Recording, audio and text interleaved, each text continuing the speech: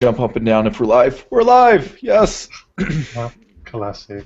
Yes. All right. Hello, everyone. Welcome. This is Will with the Inside Disney Infinity podcast, recorded January 13th, 2014. This is episode number 26. And as always, I'm here with my co host, Jason, my favorite Aussie. Just barely here. Just barely. After a ton of rigmarole, we didn't fix it. Google decided to start working on their end. So hopefully, fingers They crossed. knew how important our show was, and they switched it back on just for us. Yeah, exactly. That's the reason you're not getting any cool fancy-dancy introductions or anything. I did just see myself go live. Also with me, our very special friend. Well, he's a friend, and he's special to us. He holds a special place in our heart. Mr. Pirate Steven, wearing his new pirate hat today. Yo ho! I'm Steven in the Neverland Pirates today. That's my code name. I love it. Like your background, right? With all those figures back there. A lot of toys behind here. I kind of feel like if you've ever seen the movie Spaceballs where Darth Helmet gets caught playing with all of his toys. Yeah, that's me. Classic. That's totally you. Yeah. Well, that's good. You're playing with the toys that you're representing. All right. Well, gentlemen, let's see if we can get the show started. Everyone in the chat room, thank you so much for your patience. Thanks, Steve, for keeping everyone entertained today. It was interesting. We have a ton of stuff to go over today, so we might kind of try to move things along rather quickly with the delayed start. We don't want to take up all of your night unless you just want to hang out with us, because that's how cool we are. First off, some changes to the show. It looks like a lot of folks already have recognized this. We have a new landing page for the show. It's going to be a work in progress, but to watch not only the live show, chat with us live, just go to InsideDisneyInfinity.com. We have the live video there it's always going to be the front page, and when we're not live, it's going to be the previous episode, and then below the chat room is all past previous shows. So that's the landing page on there. You can also find lots of information about the show on the right-hand side and some of our friends. So make sure you check us out there. So with that, gentlemen, let's see if we can get things started. So the first thing I wanted to talk about, and Steve, I'm actually probably going to have you run away with this. So last week we talked about Jason's favorite toy box in the Frozen Challenge, and it was X Shadow's toy box. I can't think of the name of it right now. Do you remember what the name of it was, Pirate? Frozen Adventure. Frozen Adventure. And so Pirate and him and Shadow were talking, and Jason thought the inspiration came from if there was a Frozen Dark Ride. And so X Shadow was kind enough to write into the show and tell us a little bit about that. And he said he watched the show and he really appreciated us talking about it. He says initial inspiration was actually from failing the North Pole Challenge. He laughs. So had his North Pole map been featured, this one would have never existed, as he wanted to take a break from the challenges. Well, X Shadow, we're glad you did not take a break and that you moved forward. He said the movie itself was his inspiration, and he wanted to see if he could recreate the scenes using the tools in the toy box to the best of his ability. He said there was supposed to be a horse and 3 people in the cabin scene that unfortunately didn't make it in because of a glitch after Disney resaved his level before publishing. If you want to see that toy box in all its glory with those other features that were missing in the published version, check out the show notes and you can see a YouTube video of that. Pirate, did you have a chance to talk to X Shadow a little bit about his toy box, and did he give you any other information you'd like to share? I can just tell you from my experience just playing that level. My son loves playing it. It's like we're watching the movie all over again. We have a good time with it. I could tell you X Shadow's name is Corey. So Corey, I think he said he's taken off the next few challenges just because it takes a long time to do these.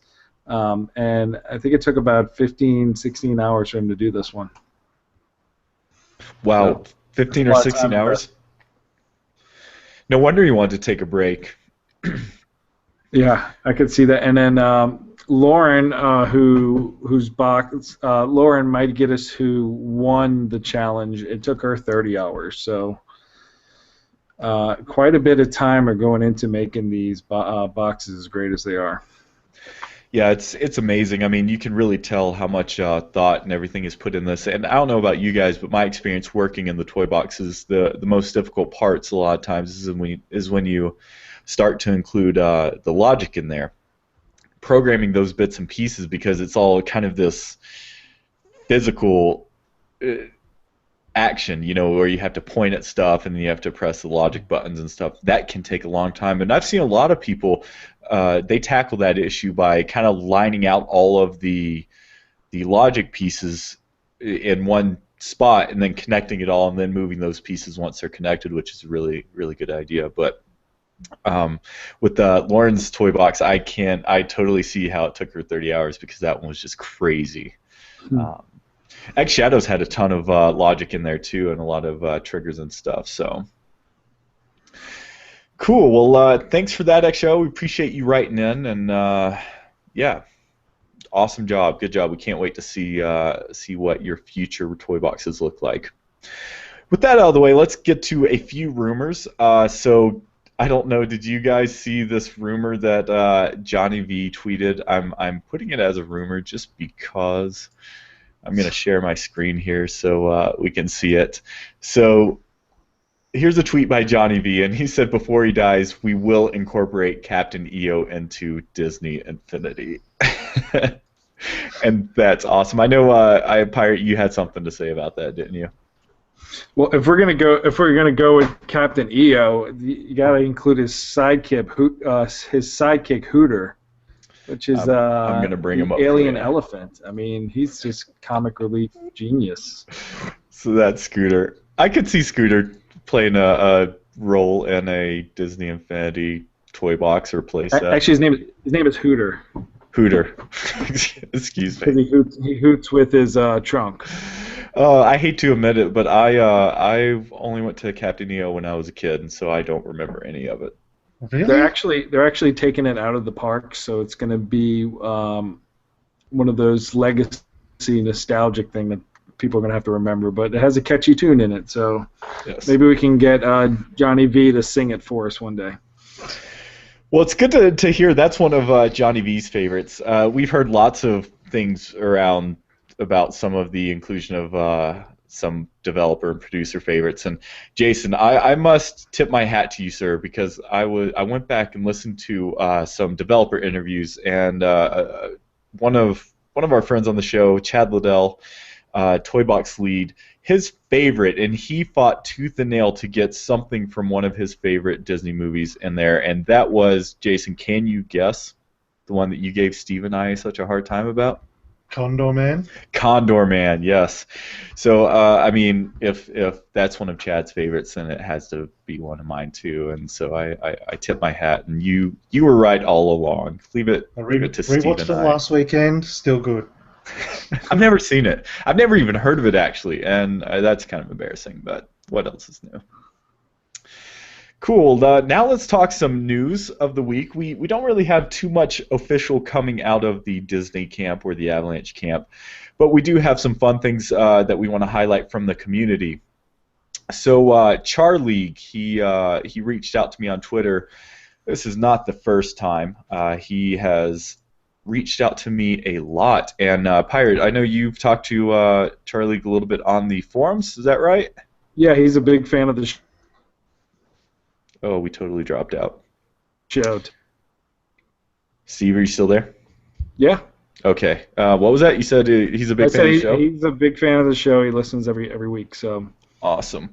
Well, this is Charleague's Twitter, and he has made quite a few bases, and they all are phenomenal. I kid you not, each one surprises me more than the last. So this is his Frozen one. Let me see if I can bring up a few others. He also has done. I'm gonna undo the screen share. The first one he did was his Nightmare Before Christmas one, which he's a big Nightmare fan. So of course he had to do that one first, and it is just incredibly detailed. As soon as he put it out there, everybody's like, "I want to buy one too. I want to buy one too." But of course, I'm sure it took longer than some of these toy boxes are to make. That's his latest one, which is the Toy Story one. I just think this one captures it so well. I'm going to show you a few more pictures up here. Uh, Here is kind of a split screen view of his. It's ironic because it's a toy box, and you can see it from each angle. And I love the stickers up here. I think those are really cool because who didn't have stickers in their toy box as a kid? And all these other miscellaneous Barrel of Monkeys here, and Tinker Toys, and of course the aliens. So there's even is that a Cracker Jack thing right there. So that one's cool. That was his latest. A couple weeks ago we talked about his Wreck-It Ralph one. This one's phenomenal. Yeah, he said if he ever starts to sell them, that would probably be the first one that he would go for, just because it'd be easier to ship. Yeah, that's what he told me. I reached out about possibly selling them, and he said his issue that he's trying to figure out is how he could break them down for shipping. Let me see if I can. Gonna try find a few more of his. You can find him on Twitter at Charleague. So Charlie like the name, and it's Lieague. So that's him. Here's his Pirates one. His Pirates one is awesome. This doesn't make for good radio. It makes for awesome television, though. So we hope you guys in the chat room are enjoying it. So this is a bow of a pirate ship, and with anchor and all. That's really cool. And then we have, and this one's my all-time favorite, and it just has to be. There's no way around that. So that's his Nightmare one. So Charlie, thanks for showing those to us. Those are really cool. You are a very talented person. I wonder if you've ever done anything with the toy boxes, because if you're this creative outside of the toy boxes, I can't imagine what you could do inside the virtual world either. Cool. All right, now let's see what's next, guys. We have. Oh yeah, and Steve, I know you mentioned he's on the Infinity Fans, but there's a full gallery on there as well of all of his bases, right? Yes. Awesome. Well, I want to say a special hello to Leon in the chat room. Pirate, before the show started, was telling us about this piece. So we've discussed in the past, or we've read reports that the PDP cases for the Infinity figures, well, there's a figure that doesn't fit, and that figure would be none other than Mr. Ralph himself. And Pirate, you're telling me there's a way that you can customize a base to get that to fit, right? Yeah, Leon has come up with if you can cut the side. See, if you look at that first picture, he doesn't. The case doesn't fit. His right arm is. And you need to puncture a little hole in there. So. He tells a story about how Best Buy was having a great sale. I think it was like $750 for a 3-pack of these guys. So he went ahead and customized his PDP case so that Ralph could fit perfectly in it, and it's very well themed because it looks like he's puncturing a hole in or wrecking it. And his head needs a puncture out the top too. I think this goes very well with the Nightmare Before Christmas Jack Skellington exclusive case. It just gives it a little bit more theme and a good look on the shelf. That is just too awesome. And then on the Disney Infinity Fans forums, the page you're scrolling through right now, he gives detailed instructions so that anybody that wants to take it on as well can do it themselves. That's really cool. I love, like you said, how it's themed appropriately, where he wrecked it. Jason, what do you think about these? I know you don't have the PDP cases, but these are. No, that's really cool. That makes me want one. Leon, that's awesome, buddy. Thanks for showing everyone the process of getting that working. That's really cool. You know what's crazy about this the community for Disney Infinity? It's like it's a creative item to begin with, and just see how people come together and they come up with these ideas, not just with the toy boxes, but with the figures and the custom base stations, custom cases in this case. That's just awesome. Cool. All right. Well, thank you for that, Leon. Speaking of creativity in Disney Infinity. So we talked about Chad a bit on the show, and he came on and then talked with us a little bit during our Extra Life Marathon. So Chad Liddell is the Toy Box team lead for Disney Infinity, and he has his own Tumblr blog, and that's just chadliddell.tumblr.com. I'm just going to bring it up here. I'm not going to read the whole thing to you all, but I just want to show you what I'm talking about. Did you guys have a chance to read this? I know I posted it kind of late, so it might be news to the group here. But basically, Chad Liddell said learning is really important for him, and especially for his kids. It's whenever he's doing stuff, he tries to make sure that his kids can take something away from it and learn from it. He said one thing that was a really conscious effort during the development of Disney Infinity is allowing or using Disney Infinity as a teaching tool. There's been lots of articles lately, you can see here, creeping into mainstream media, as example, TED and Wired, covering best methods for teaching, and in particular paying attention to thought relaying to teaching children about programming. So we all know that Disney Infinity has some programming built into the game with Logic Toys. And he said that during the development, they really tried to make an effort to use Disney Infinity as a teaching tool for teaching kids basic logic. He said a lot of times logic is kind of, it's a really complicated thing to understand conceptually. And he said using Disney Infinity and the wand and the properties of a toy, it's a great way of teaching kids how to program, do basic programming. And basically, what it goes through, he talks a lot about that. It's a great read, so make sure you check out the show notes, and I will post it in the chat room so everyone in the chat room can read it. But basically, he's sending a kind of a call to arms, and he wants to start a discussion, and so he wants you to comment, and he's reaching out to the Disney Infinity fans out there.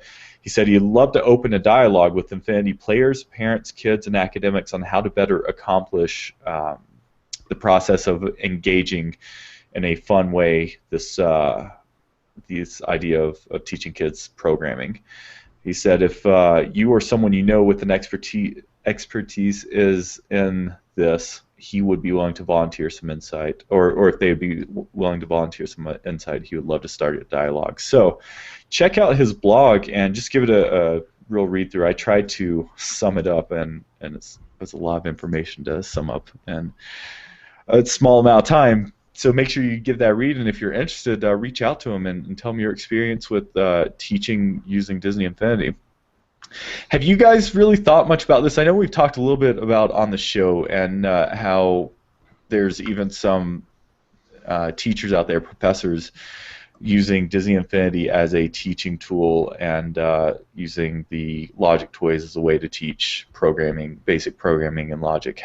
What's your thought on this? Because that's at first glance, Disney Infinity is about toys and playing in this toy box world and creating, and you don't think about, even for me when I'm building with Logic Toys, I'm not thinking actively that I'm programming. So what are your guys' thoughts on that? Jason, I'm going to throw it to you first. As a programmer, I can definitely say that like that, I guess mathematics and logic, I guess, are the two key foundations to pretty much every language out there, I guess. And in the sort of, I guess, the era that we live in, I can't think of probably a more important thing for kids to learn, because, I mean, I said, as the old pen and paper tends to go to the wayside, so to speak, you know, kids are increasingly going to be interested in who knows what, developing what. But anyway, they'll be the ones that create the most revolutionary you know, web apps and phone apps and all that sort of thing. And I just think, I think I've said it before, that I can't think of a better way to do it, that if they can be learning those basic skills while having a great time doing it, I think it, you know, it's just a bonus if when it comes time, if they decide, look, I'd love to get into some programming, they already know the basics really well. Learn from something like Disney Infinity would be awesome. And in fact, I just finished, well, I'm 80% through my Bachelor of Computer Studies, and when I learnt Java, the first course was actually using a program that was sort of pretty much a very basic version of Disney Infinity, I guess. It was all about like placing rabbits in a scene. You built like a scene, and then you were all about linking, writing the Java effectively to control those elements. I guess now I think about it, almost exactly like Disney Infinity works, except it was a really, really, really bad version of it. I think I even had experience with that. Yeah, I can't remember what it's called, but it was pretty good as far as learning the language and particularly getting my head around the different Java programming concepts and stuff. So I think it's a phenomenal idea, and even more so than just the learning the logic stuff, I think it enables the everyday user or the parent who maybe have a little bit of programming skills like myself to actually program teaching tools for their kids using it. Mm-hmm. So that's really cool. What about you, Steve? I know you've actually talked to me about how effective your kids are at playing with the Logic toys. When you see them making toy boxes with these Logic tools, is that something you're thinking about, or you're just like thinking about how they're reacting to these tools and using them? I mean, do you think of it as Logic? Yeah, I noticed that my kids are a lot smarter than I might give them credit for. The fact that they can that they're figuring out how to do all this at such a young age and showing me new tricks, and I'm in IT. So I think that's great, and I know my son would love to play Disney Infinity at school if it was a subject. If Liddell wants to teach it. There you go. I like it. Come to his school. He'll love it. Well, it's funny. I was listening to we re-rolled an interview this last week. I'm going to talk a little bit about that at the end of the show with Matthew Armstrong, who was a concept artist for Disney Infinity.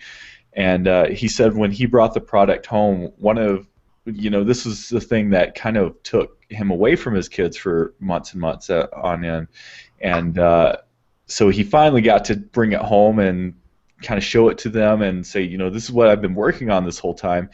And he says one of his favorite things after the launch of the game was coming home and having his little girl show him what new toy boxes she'd made, which were nothing but mazes with traps, and watching the different ways she had devised him to die a funny toy box death. And she said it just cracks him up, or it cracks her up every time it happens. And he just sat there in awe and said, all of these things it's programming, but who knew learning could be fun? I'm just gonna stick with that.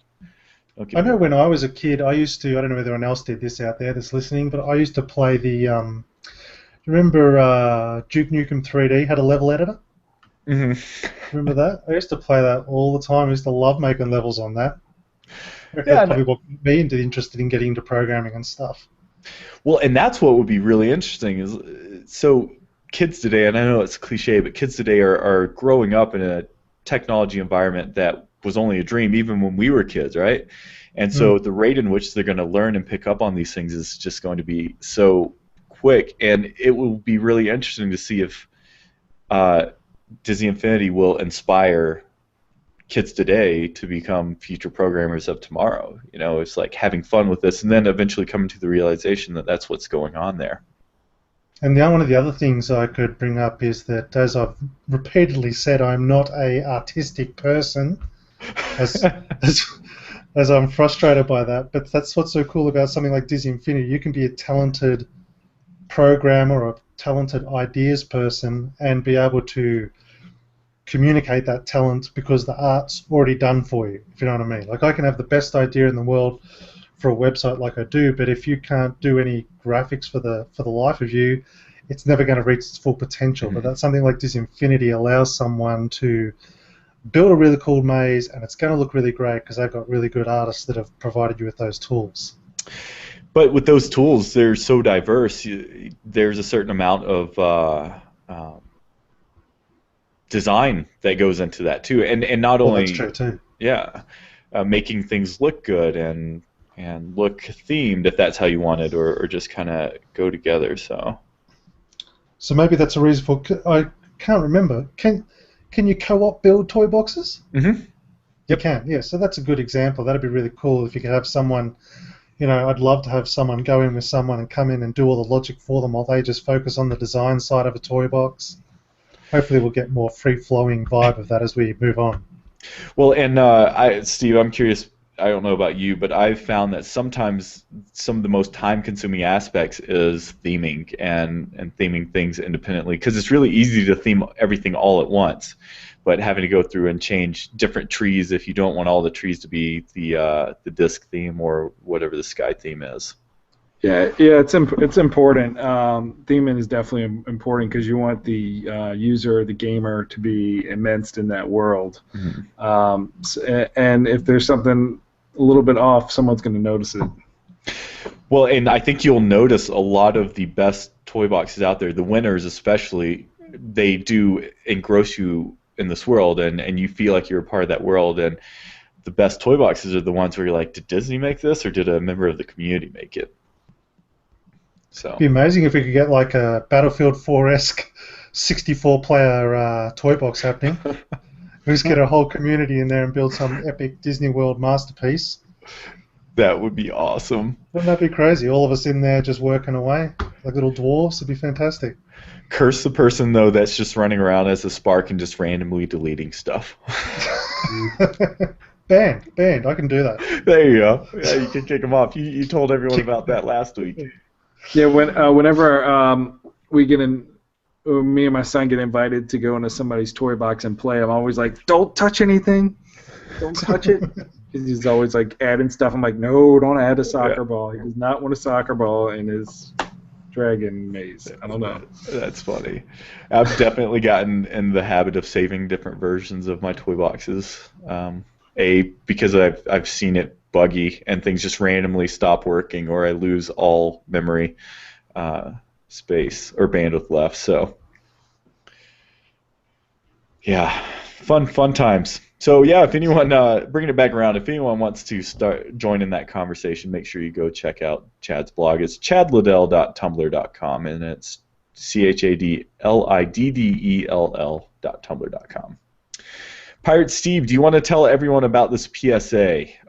It's not necessarily new news, but just a reminder on for those that have downloaded all the toy boxes up to this point, the Disney shared ones. Yeah, I've downloaded every toy box since August when it was released, and I found that by the time we got to the fireworks challenge, I was full on my 100 slots available. So I had to go through and start purging or deleting some of the older ones that I knew I would never get around to play, or that weren't my favorites. So if you're getting to that point, you might want to start dumping some things you don't play with.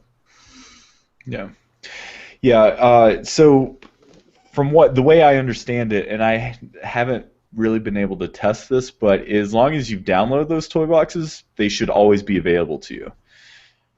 Is that not what you're saying, Pirate? Are you saying like you have a 100 period, and if you reach that, then you can't re-download toy boxes?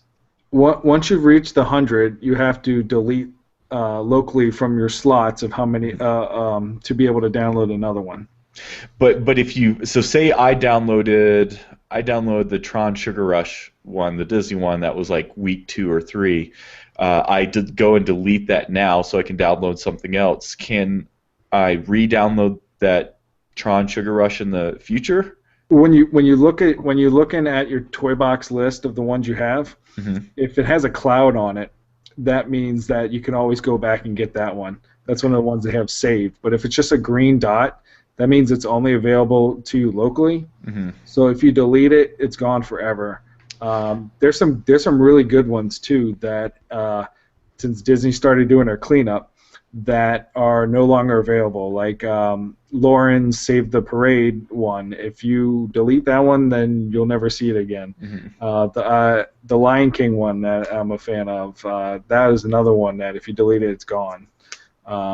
Disney's picked their favorites, and they know that as these challenges come about, they're just getting better and better. And you're going to want to download those. So that's why I'm saying if you don't want to get stuck, just figure out which ones are your favorites and the ones you really need, and go ahead and do some local deletes so you don't have to be in that predicament where you can't download the latest ones. Yeah, so that's why it's so important, even if you're not going to play it right then, just to make sure you download, so then you always have the opportunity. Exactly. That reminds me, Brian reached out to us this week, sent us an email at info@InsideDisneyInfinity.com, and he brought up a few things about this. One was he found it kind of odd that they just started removing toy boxes all of a sudden and with very little warning. And all they did warn us, they gave us like a week warning via a toy box, and even there's some discussion last week or the week before where we were saying that we had already noticed some missing before that happened. So yes, they did announce it on both a community post on their official community section, news section on the website, and then also in their weekly video, but it was kind of abrupt. Brian also brought up something, and I want to ask you guys this because it's something I noticed after Brian brought it up, and I hadn't thought about it since it just kind of happened. So he was asking if we think the server performance has gotten better this year as in 2014. He said he's routinely had 30-second plus download times in toy box shares, just like Jason does all the time on the PS3, and he mentioned that. He said, but here lately, the last couple batches of winners download in 5 or less seconds each time for him, and this is something I've definitely noticed after Brian brought it up. It still takes me forever to load a game, but there for a while it was taking me forever to download the toy boxes. Now it's almost instantaneous. Have you guys noticed an improvement in this at all, or have you never had this problem and maybe it's more of a system local thing? Now that you mention it, I feel like maybe, but nothing definitive that I've noticed. But as I said, it's the load times that are annoying, not the down. Don't think I've ever really had that much of an issue with download times. Yeah, I haven't had any issues either. Yeah, they're pretty fast. I'm curious what Brian's playing on because I definitely had the problem. I thought it was a Xbox Live / my console problem because I've been having networking issues on my console. So Brian, if you were on 360, that might have been the problem with that. He also asked just a basic question. He was catching up on our Extra Life hangouts, and I booted up the Disney toy box, the Disney World Land toy box. What's it called? The most magical place on earth or something. I don't remember. It came out at launch. It's basically their version of a Disneyland theme park. Yeah. And he said I booted it up and the toy box is still locked even though I'd unlocked everything, and I mentioned something about that. Well, I don't know why I said that during the live event. I'm sure I did, but I know everything hasn't been released on that, and the one that really sticks out to me is the Phineas and Ferb water slide. So I know until at least those figures are released and you can unlock that, then that toy box is still going to be locked from editing. So cool. All right, guys, let's Pirate, I'm going to send it over to you before we talk about the top 5 toy boxes of the week. You had a Blue Sky idea for this week's show, and I kind of glazed over it with your hat and your decor behind you. Do you want to talk a little bit about that? Sure, I can do that. I'm prepared. Jake and the Neverland Pirates is a hot topic in my household. I have a almost 6-year-old and almost 3-year-old. And they love Jake. He's a pretty cool pirate. He's got some nice hair, as you can see. We have toys all over our. I got toys out the wazoo here of my boy Jake here, and I think he would make a pretty. And even got like the Disney Store figure. That even kind of looks like a Disney Infinity piece. It totally does.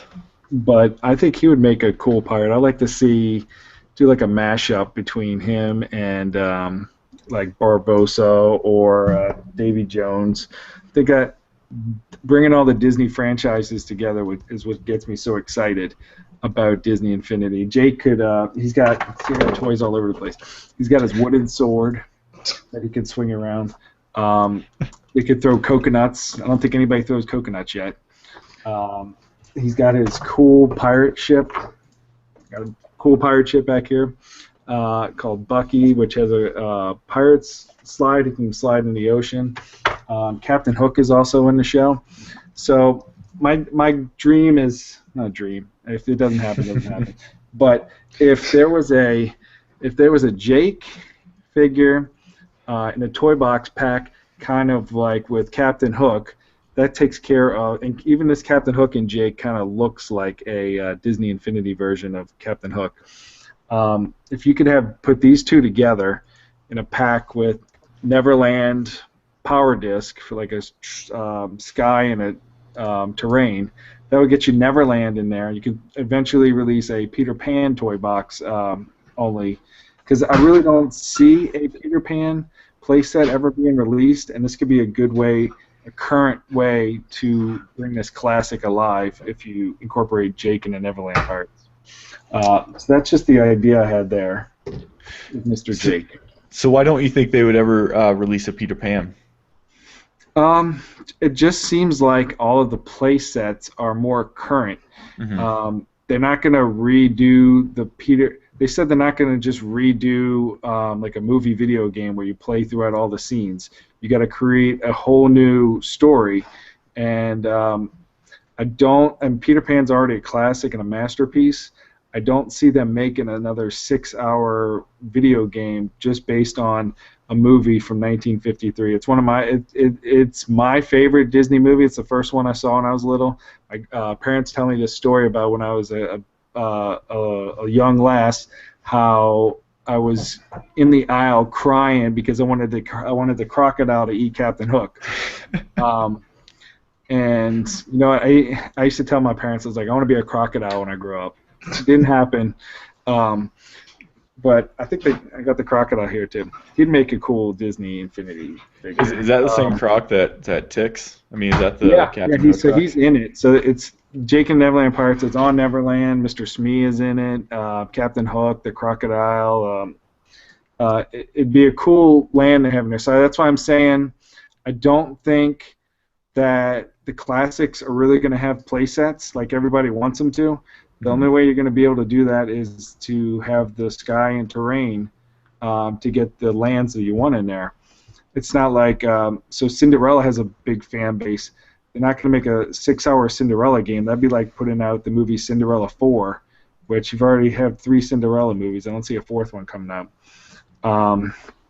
So yeah, to bring the classics alive, you got to make them more current and find a way to get them into the game. And if the only way to get Neverland is to have a Jake theme come out, I'm totally for it, because I would love to have Neverland in Disney Infinity.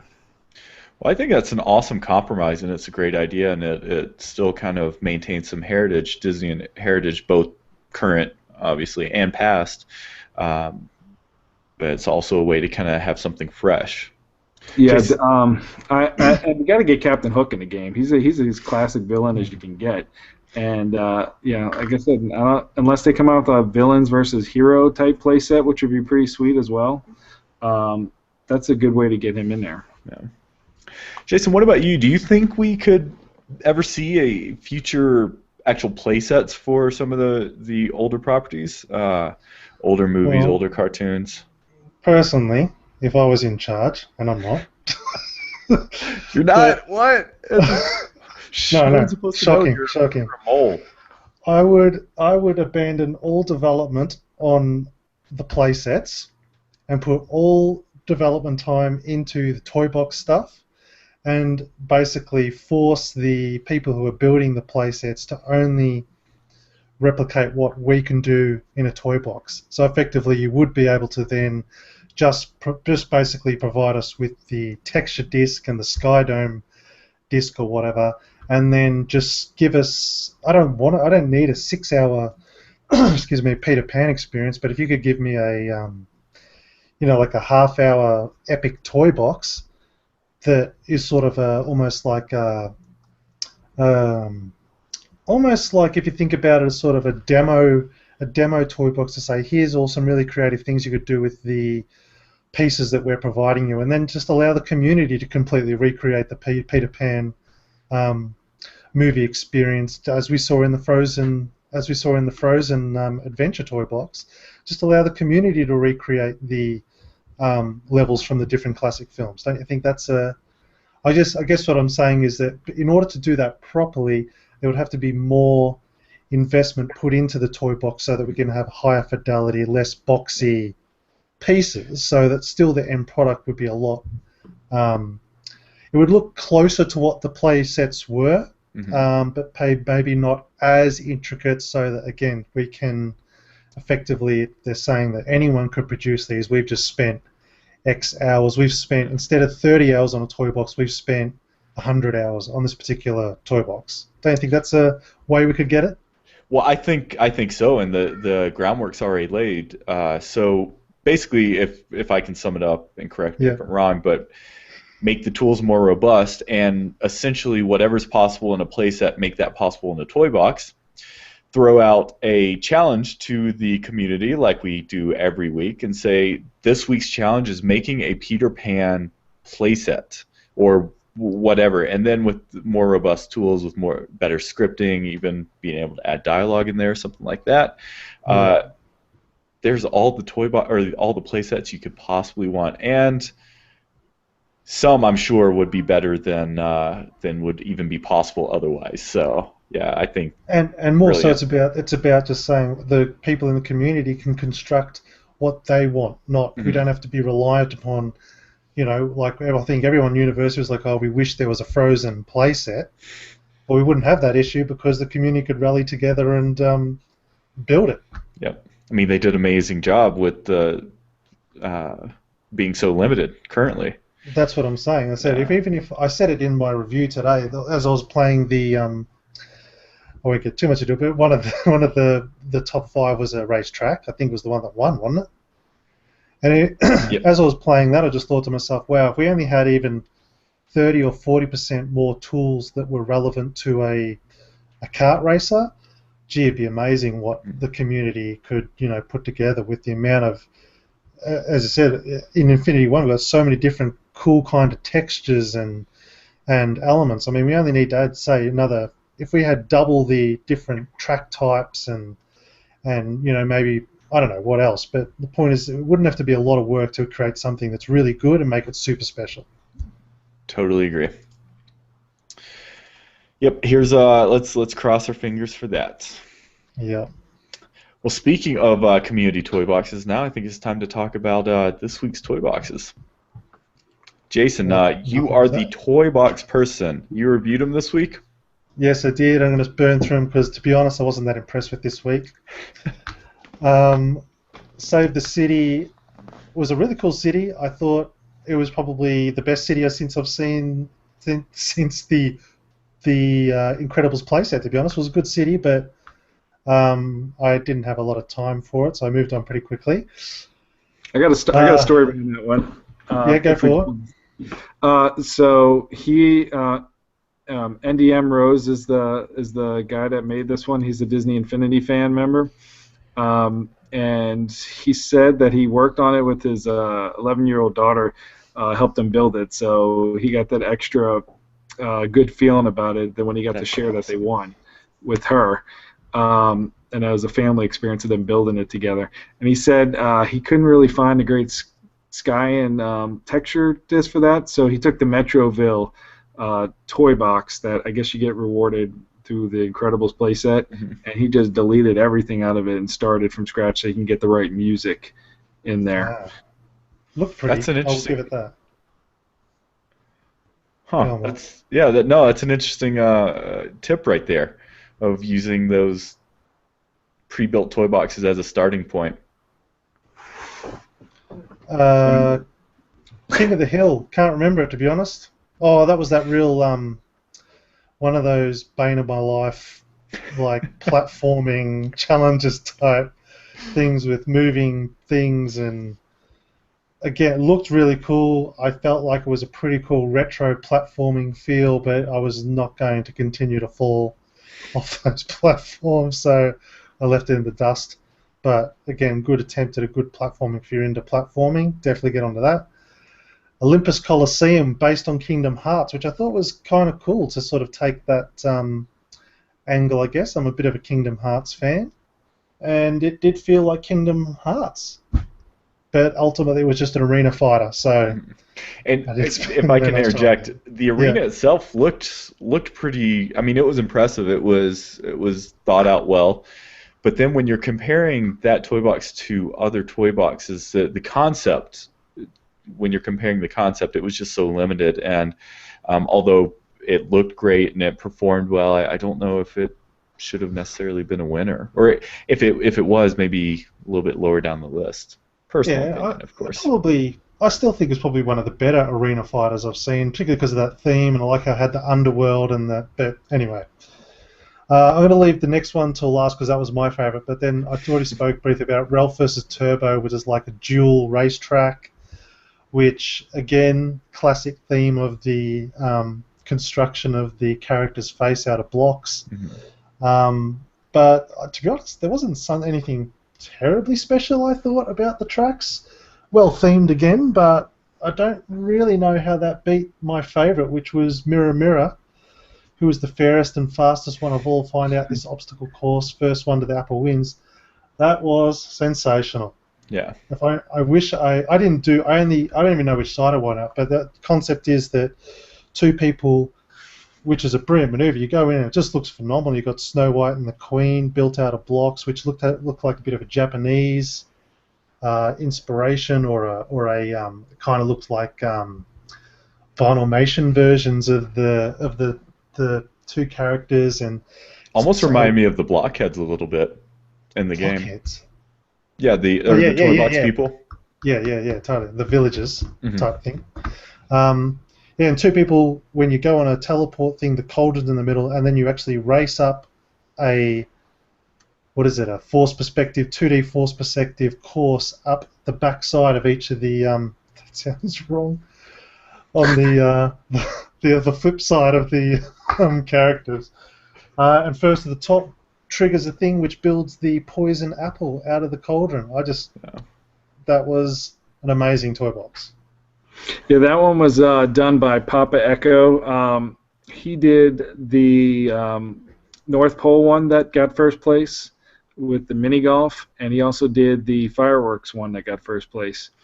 I also agree with you. I think this one, Mirror Mirror, should have edged out the Turbo versus Ralph. Mm-hmm. But I know Turbo is a very popular character in the Disney Infinity community, and everybody keeps requesting him as a figure. So that might be why he got catapulted ahead of Papa Echo's design. But I got a couple of notes from Patrick, Mr. Papa Echo.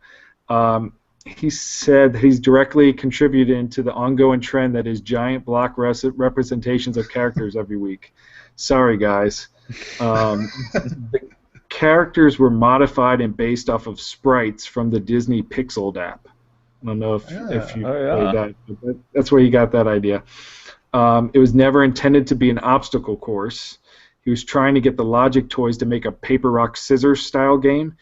It made sense on paper, but not in reality. If you look on the shelf, the vials on the shelf were the 9 different outcomes of paper, rock, scissors game. Oh, wow. When it didn't work, so he just repurposed it as an obstacle race.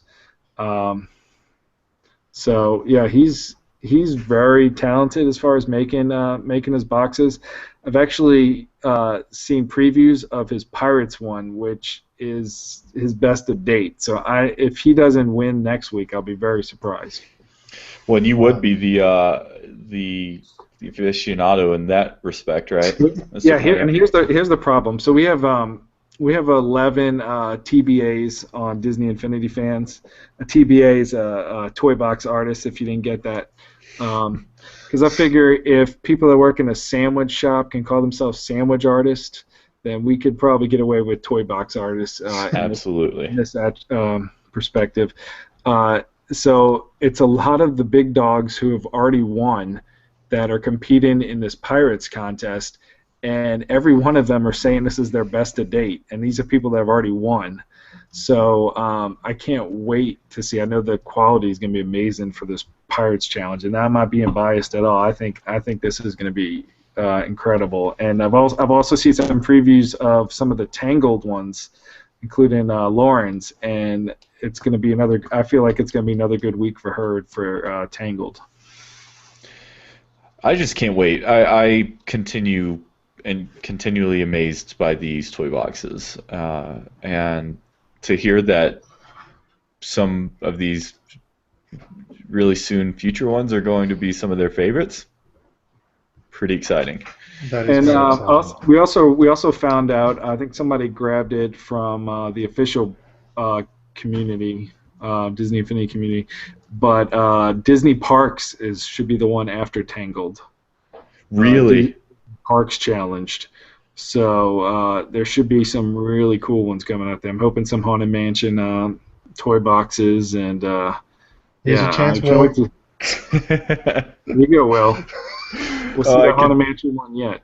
Or I could show off my Radiator Springs Racer, which, because there's no diagonals, I had this weird sidestepping constantly, and it takes you way, way, way beyond. So, yeah, I don't know. Who knows? Maybe I'll throw my hat in the ring. But you guys know me. I'm a Christmas fanatic, right? I'm a holiday fanatic. This challenge might edge out the Christmas challenge because I want to see some Disney Park action in Disney Infinity. Yeah, I'm hearing some really cool ones thrown out there, like Test Track, completely done Test Track, or people are doing the whole parks again, like the original ones that was released. I heard Horizons mentioned. How cool would a Horizons one be? That would be awesome. So it should be, and yet again another fun week for toy boxes. They're getting some really good ideas out there. Well, and Jason and I, we had the discussion. It's a constant discussion about the show, how we can keep it fresh and how we can keep it entertaining and constantly moving forward. We have yet to run out of things to talk about, and that's outside of the toy boxes. And if they just keep coming up with these challenges and these amazing community responses, then who knows when we'll see a Disney Infinity 2, because this team is doing a pretty good job of carrying them along. So, well, cool. Well, thanks for that insider information. In Demrose's fifth place toy box, he sent me a little bit more information about his winning toy box, and that was the Incredibles city that Jason was referring to. I agree with you, Jason. The city looked amazing.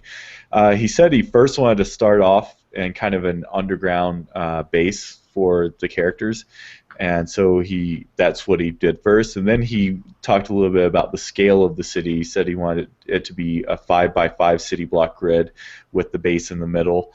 So he did that by making roads. He said like Steve said, his 11-year-old daughter helped design a few of the blocks. He said he ran into some issues with the enemies being generated all at once, and so he found a way. He said slowed down performance, and so what he did was he linked when one enemy was defeated, the next one would spawn. So that's another little tip right there. So it's so great hearing all of these backstories behind these toy boxes and the problem solving that goes on with these toy boxes. Yeah, he's got a really cool avatar on the Disney Infinity fans forums. It's the Han Solo prototype that we've seen before, but it's a power disc where it's Han Solo's blaster that he put together. So like you put that one down on the base and you can have Han Solo's blaster. So did he shoot first? If Mickey shot first. There you go. Awesome.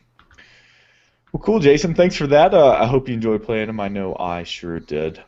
Now it's time to get to the section of the show where each week we kind of come up with a few things that we either feel like Disney Infinity could use a little improvement and we'd like to see improved in future iterations, or just things we really like about the Disney Infinity game and things we want to see kept around. So this week, Pirate actually hasn't had his shot at this, so it's his turn to discuss some things. So take it away, Pirate. talk about. Let's go with your negative first.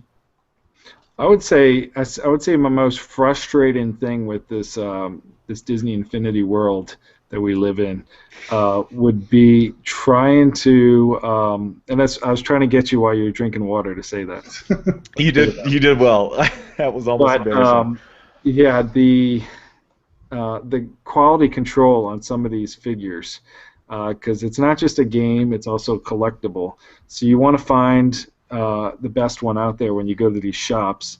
And I've been so frustrated sometimes, like when the Race to Space pack, for example, came out. I went into Toys R Us and I got excited because they had like 50 of them on a rack. And I was like, great, this is going to be great. I had to go through almost all 50 of them to find one that was just decent, because especially because there's two figures in there, so it might be Lightning McQueen stickers are off, or Buzz might. Things that frustrate. At first, I look at the faces. I make sure they have two eyebrows, because some of them don't have two eyebrows; they have one. And I'm not just talking about Mike Wazowski. It takes a while to find it. I just bought Rapunzel this week, and it's not because I couldn't find Rapunzel in the store. Couldn't find one with two eyebrows. It's hard when I go there and I see 10 of them on the shelf. I want to be able to pick the first or second one up, but I feel like I have to go through quite a bit of them to find one that I think is decent enough. Because if the kids are gonna, I don't want all the paint splotches all over the place. I want my kids to mess them up. I don't want them to buy them like that. Jason, you're a toy collector and you have experience in this. Is this something that's kind of normal for that, or do you think that there might be a quality control issue with these figures? It's tough because I must admit, I mean, most of the toys I collect aren't what I would call high quality toys. Like, I'm an 80s toy collector, so yeah, the original Turtles and the original He-Man weren't exactly the highest of quality paint jobs. So, but I certainly have noticed on the Infinity characters the odd slip up, I think I saw on the show my Crystal Lone Ranger's got paint on his sleeve. Really? And stuff. But I didn't even think it's a good idea to actually go in store instead of just ordering online to actually hand pick the best figure. It sometimes can take a while. I had to go to several Walmarts to find a Elsa, and it's especially hard if there's two of them in the pack, because you got to find one that both of them look good or don't have any issues on them. Joe in the chat room said that his Crystal Lone Ranger has no sideburns, so he says it just looks like he has really big ears. And that prompted me to grab mine and see if mine has sideburns, and mine does. That's interesting. I didn't even realize it was that widespread, poorly done. Either I don't pay very close attention, or I've lucked out. I mean, I see a few minor things here and there, but nothing that would be deal breakers for me. Maybe I'm just not that picky either. But you know, these figures they're not cheap, and so you want to make sure you're getting what you're paying for. Yeah, I saw somebody posted something on eBay. They went to Toys R Us and they saw they bought a Mater that didn't have the pupils on it, so it was just a white space where his eyes were. So he sold it as Sleepin' Mater variant. That's awesome. But people wanted it. They're like, that's so cool that there's a variant of it. But yeah, I think if the quality control, if I didn't have to make so many different trips just to find what I want in a $13 toy, it'd be awesome. Yeah. Well, cool. Well, yeah, I think that's valid. And you know, these figures are something that are going to be around for a long time, not just for Disney Infinity 1, and so we want to make sure that they are quality when we buy them, so they last. I'm scared to look at mine now. Don't do it. I'm doing a cursory glance, and I've already noticed a few things here. Elsa has a spot on her cheek. Jack has some black showing through his white skull, and now I hate Pirate Steven for pointing this out to me, and I'm defriending him and kicking him off and say goodbye, Pirate. I'm just kidding. Let's hear the positive. Yeah. Let's bring us up. You know, you brought us down, and that's why I wanted you to do the negative first. Now it's time for you to uplift us a little bit. I would like to see, just kind of like the toy box challenges, I would love to see some kind of organized challenges, like a paintball tournament, like a March Madness final 64. I mean, you get the best Disney Infinity players out there, and they go all in with their paintball challenges or races, and kind of like a Disney Infinity Olympics, and see who the best of the best is at battling or racing or whatever. And I'd like to see some kind of like World Wrestling Federation Disney Infinity belt. So that's what you get for winning this thing. You get this big belt that has like 3 figures on it that you can wear around. So, point of clarification. So you're saying you wish some of this functionality would be built into Infinity? Either that, or either Community or Disney Infinity officially organizes it. Okay. It's hard to get people. It's hard to get people to commit and to play sometimes. Because I remember one time we were going to have a paintball tournament with a bunch of people, and I think me and this other guy was the only one that showed up. So it was a 2-person battle, but. It was a really cool by Disney Infinity Fans Forum member Zatalan. He showed me his it was a Nightmare Before Christmas paintball arena. It was so smooth. He didn't win the Halloween challenge, but he submitted it for it. But to have like a weekly, kind of like a bowling match. Hey, let's go play paintball, or just have a battle in Disney Infinity. Some kind of organized gaming would be great, or league, a Disney Infinity League. So you're saying, well, yeah, I wonder if they would ever do something like that. You know, it's already frustrating. It's frustrating to me, and I know Jason and I, we've talked about this, that we can't play online with our friends and play sets. And yes, that's available in the Toy Box. You can play online co-op, limited to 4 players. But you can kind of see that Disney Infinity is kind of weary when it comes to online play. And this isn't just specific to Disney Infinity. This is specific to anything Disney does, and it's valid. It's a valid concern. So I'd be interested if they would ever consider an idea like this of sponsoring a community event where they're actually requesting and supporting players to join together. If God forbid something bad were to happen, then that I don't know, that could be black eye on their part. But I think it would be awesome. I mean, the community's pretty good, and they regulate themselves pretty well. Don't Disney own that Little Penguin social network though? They do, yeah. Actually, that's a good point. Like what's the go there? Does anyone know? Referenced all the time. I actually looked it up a couple weeks ago because I got tired of reading and hearing about not knowing what it was about. I think it's a simplified MMO. I think. Right. Okay. Anyway, just my point was clearly they're somewhat in the online social arena in some places. So. Yeah. Yeah. Let me tell you about Disney Infinity fan moment number 97. This is so. The other day I was actually playing on the PlayStation 4, and because I've done the Dragon Gate with so many people, I have like 100 PlayStation friends, which before Disney Infinity I had maybe like 2 or 5. But I was playing PlayStation 4, and somebody wanted me to come play Disney Infinity with them. So I did. Because I wanted to see what's going on there. It's always a mystery because you don't know which character they're going to pull up or which toy box they're going to come at you with. So this one happened to be, and I was kind of surprised. It was Mighty Giddis's Frozen Hunt was where we started, and I thought, wow, this person has taste at least. Because sometimes you'll get a blank toy box and what am I going to do here? But they picked the Frozen Hunt, and I helped them get the 2 4-player challenges where the 4 players play in the game, so they get a trophy.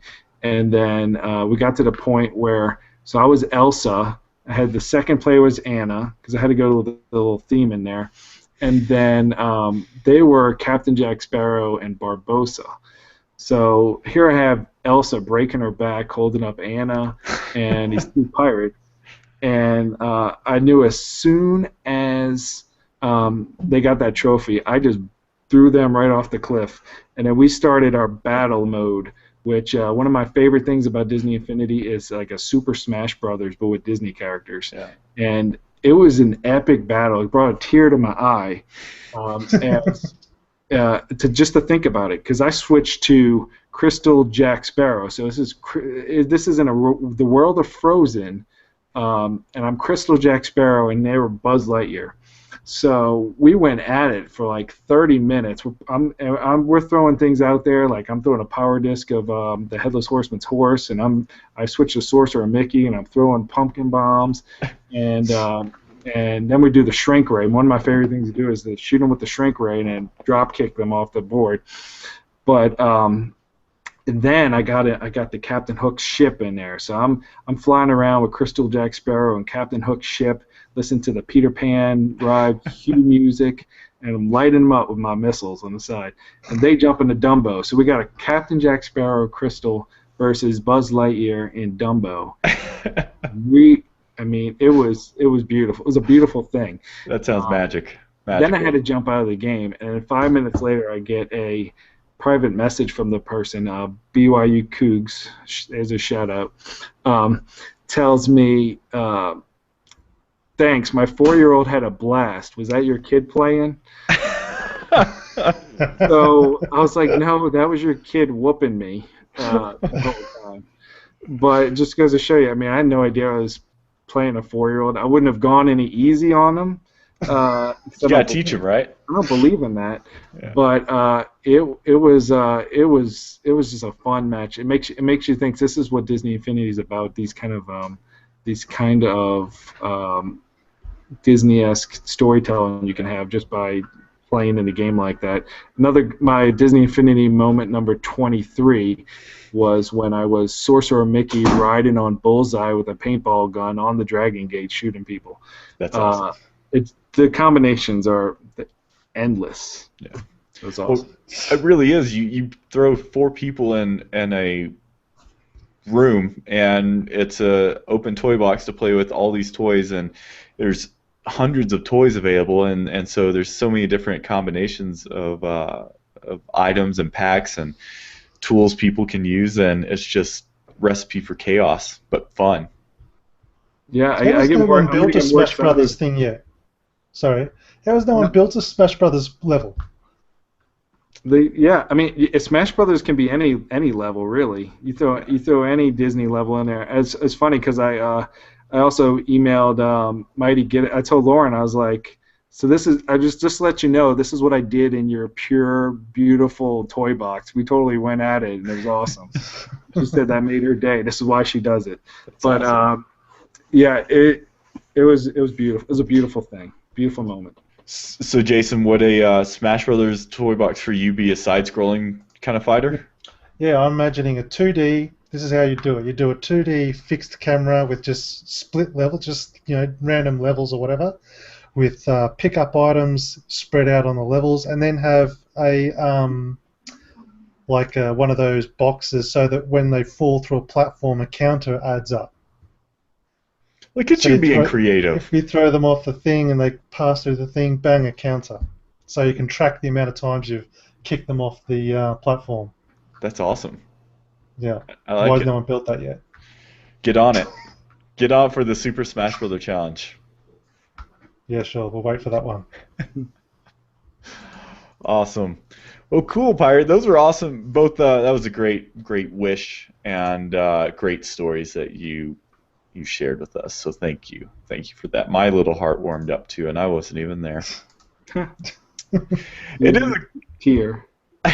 Brought a tear to your eye. Tear. Oh, it's a great segue though to something that I want to bring up as we wrap up the show here. So the InsideDisneyInfinity.com website is going to be undergoing quite a few changes this next year. So you will see that homepage constantly changing. One of the things that I get requested a lot on the show, either during the show live, it happened a couple times tonight, or either after show or when we're offline via Twitter or email, is a good place and good good community to go to find people to play with. Pirate brought up DisneyInfinityFans.com. A great site, a great community. It's a forum, and people are all the time posting gamer tags and stuff there. So that's a great community. You could also check out Infinity and Beyond, the Vinylmation Kingdom group, to do that. But we wanted to help streamline the process a little bit, and so it's a work in progress right now. But if you go to the InsideDisneyInfinity.com website, hover over the Contact Us, you will see a few options. The first is Contact Us, which is just a web form to send a little note to the show. But then the next two are the Infinity Player Register. So first one is the actual register, and right now I am the only person in there. But then the third option there is the Join the Infinity Register, and basically this is a place that you could post your gamer tag or PSN ID or Wii U ID for others to add you to play Disney Infinity with. So we just ask a few things of you, as A, going to be your game handle, your gamer handle, and what system you're on. We request that you include the times that you're available to play to kind of give people an idea, and so that way people don't necessarily flood your friends list if they're never going to be available to do that. So again, this is going to be a work in progress, but whatever information you put in there now, we'll make sure to migrate into the final solution. But yeah, it's just kind of a way.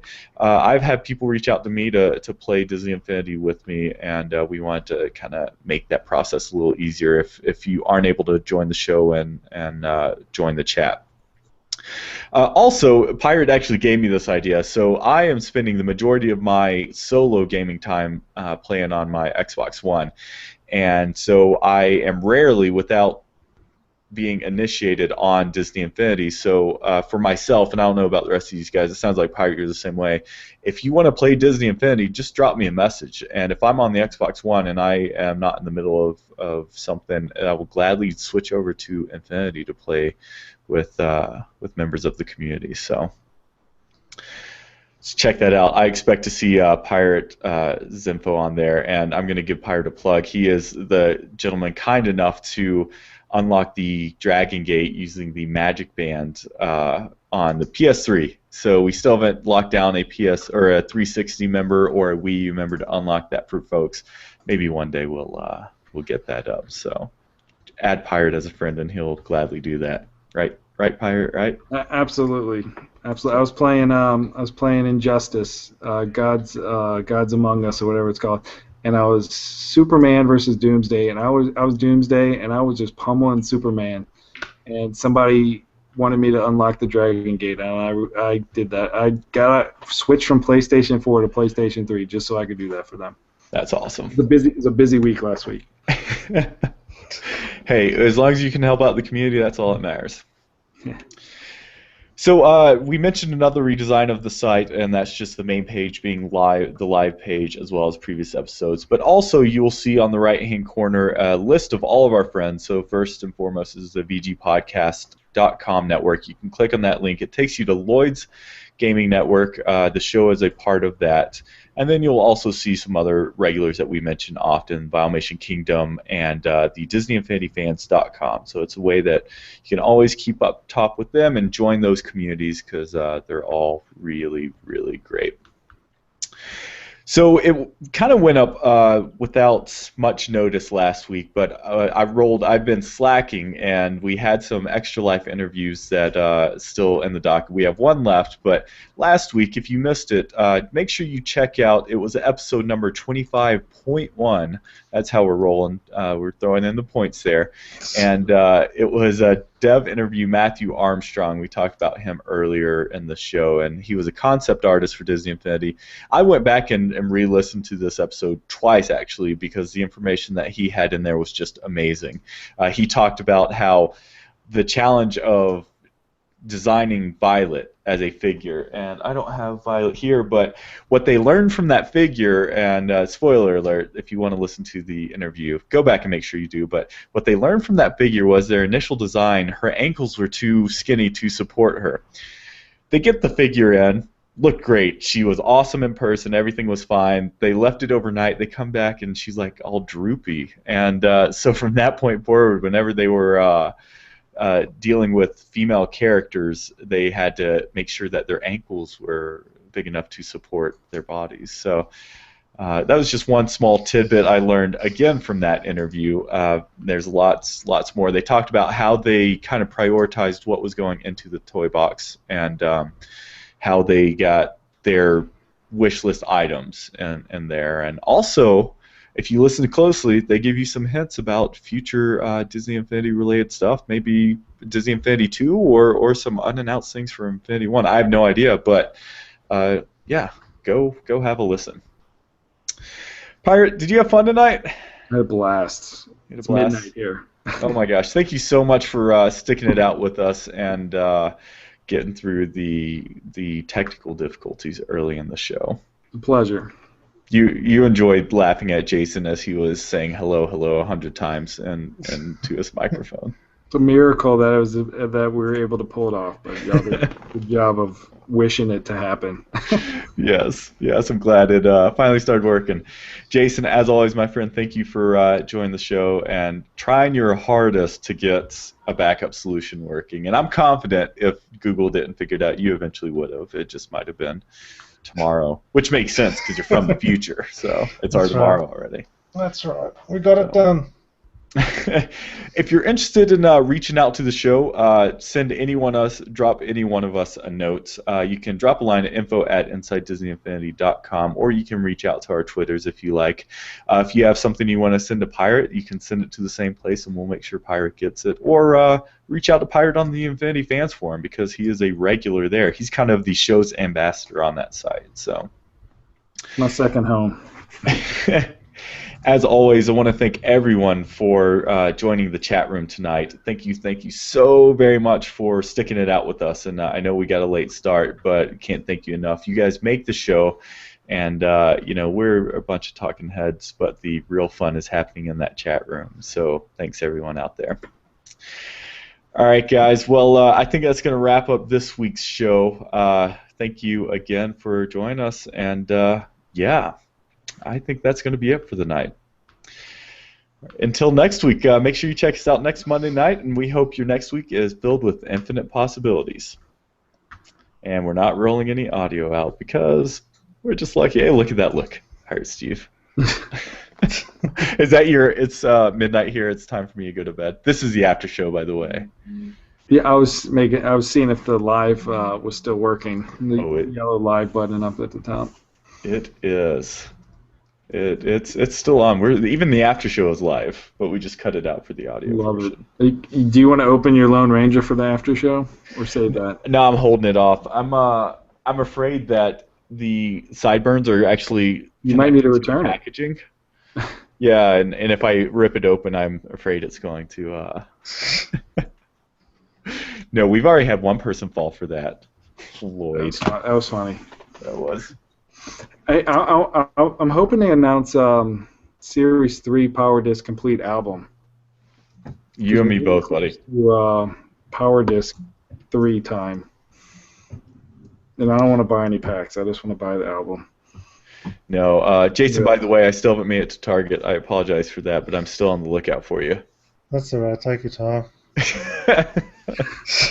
Yeah, but I don't know. After being so spoiled getting this all in one pack, I do not want to buy blind packs anymore. Right. So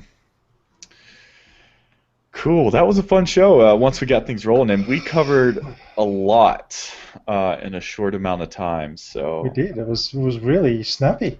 Well, I'm glad Pirate actually helped me kind of go back a couple times because there's a few things I skipped over unintentionally just because I'm staring at this 3-page list of items to cover.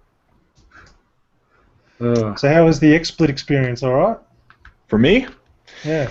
I think to give it a solid green light, we're gonna have to do a live show. And one thing I noticed is that it's a little more choppy, but you can see the frame rate on this camera isn't the best anyway. So I can't tell if it's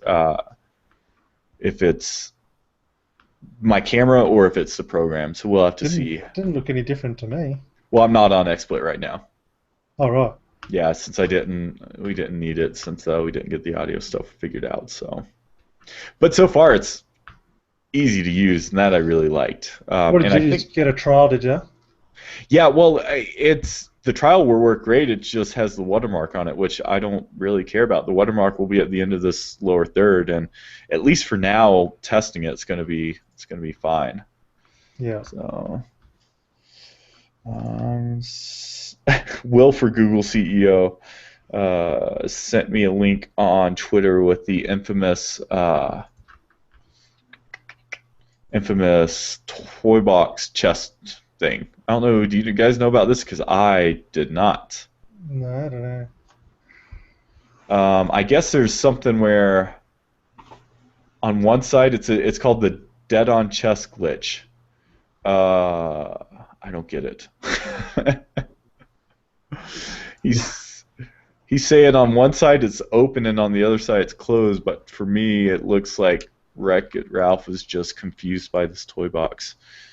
I know you're still in there, so if you could explain this a little bit more. Do you guys see that?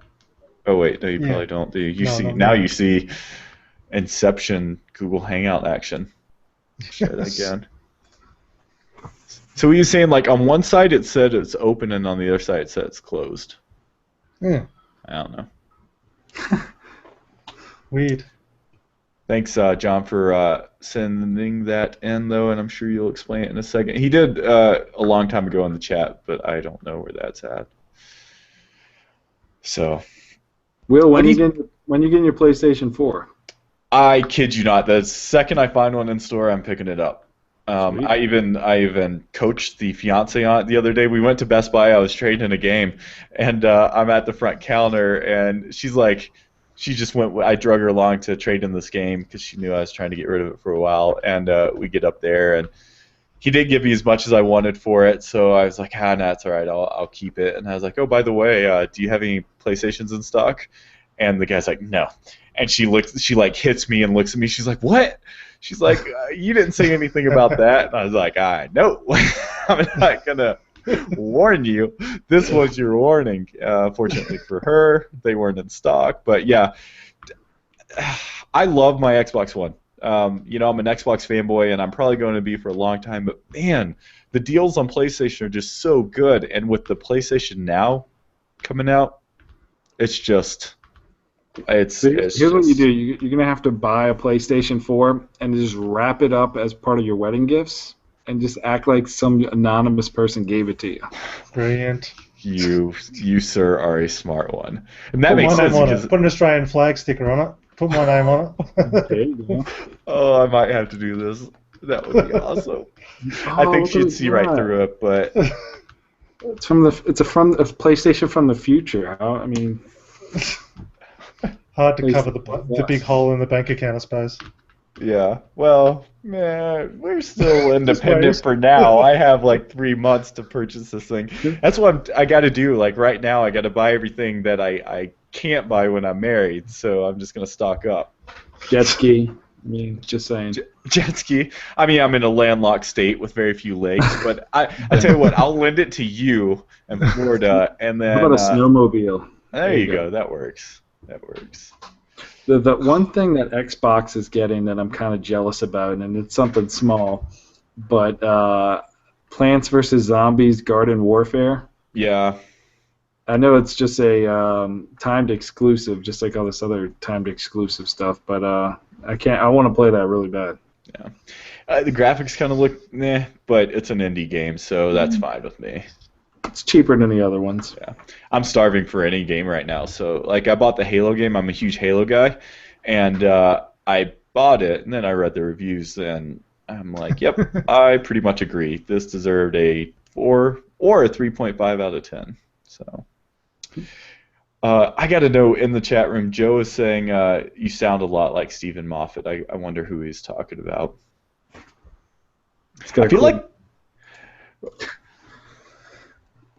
I feel like the delay is less now. I wonder if that's what Google updated. So. What do you mean, like from what? Between what we do and what shows up on YouTube. Mm-hmm. That'd be cool if they fixed that. I tell you. Yeah. Right now it says I bought it and then read the reviews. So. That's ages. Yeah, it was kind of ages ago. That's not from the future. Oh.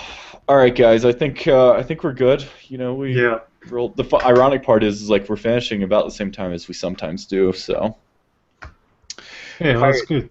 Thank you so much, man, for filling out the show notes. You provided a wealth of information tonight, and I love reading all the insider info. And I even reached out to Lauren this week to say, you know, if you ever have any tips you'd like us to share, let us know. And also, if I can ever catch wind of her winning before the show goes live, which I should, in theory, have 4 days maybe.